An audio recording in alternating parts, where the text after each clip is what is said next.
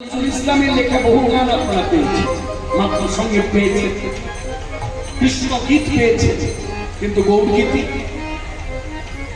এটা তার লেখা অন্তর্হিত দর্শন,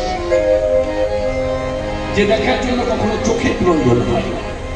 তার উজ্জ্বল দৃষ্টান্ত অন্য ভক্ত প্রবল সুরদাস, জন্মান্ধ ছিল, চোখে দেখতে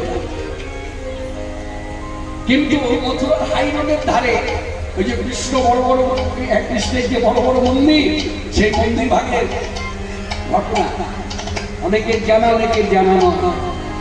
যারা জানেন তারা কথাগুলো মিলিয়ে নিন, বক্তা লোক ডেকে এনে ঠিক ঠিক বলছে কিনা। যারা কথাগুলো কোনোদিনই শোনেননি, খুব ভক্তিপূর্বক শুনে। এই হলো অন্তর্হিত দর্শন। সুরদাস চোখে দেখে না, কিন্তু কৃষ্ণ কোন কীর্তন খুব ভালো হয়। বাড়ি ছাড়া বাড়ির লোক অন্ধ বলে ঘরে রাখিনি, তাড়িয়ে দিয়েছে। যাই হোক, এখন ওই মন্দিরে সেবাই যায়, তারা প্রতিদিন ভগবান শ্রীকৃষ্ণ বিগ্রহ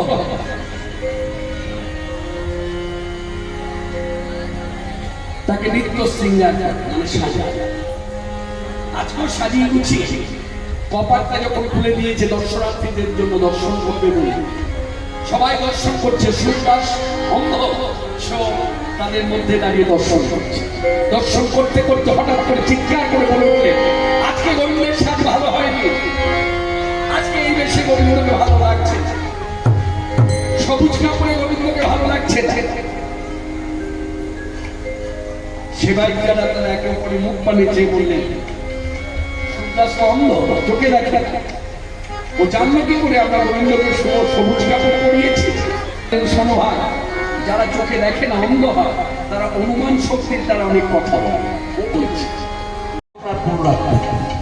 আজকেও গোবিন্দকে হলুদ কাপড় পরিয়ে সাজিয়ে গুছিয়ে কপাট খুলে দিয়েছে। সুরদাস আজও চিৎকার করে বলে উঠলেন, আজকে গোবিন্দকে বেশ ভালো লাগছে, হলুদ কাপড় বেশ ভালো মানছে।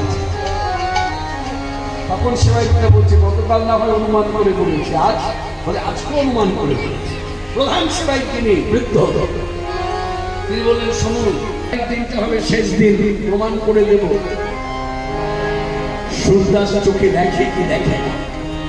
ঠিক যার পরদিন গোবিন্দকে সাজিয়ে গুছিয়ে যখন কপাট খুলে দিয়েছে দর্শনার্থীদের জন্য, সুরদাস দাঁড়িয়ে দর্শন করতে করতে বলে উঠলেন, আজকে গোবিন্দ দিকে দেখে মনে হচ্ছে গোবিন্দ আমার থেকে বড় বড় ভিখারি হয়ে গেছে। তার মানে 3 দিনের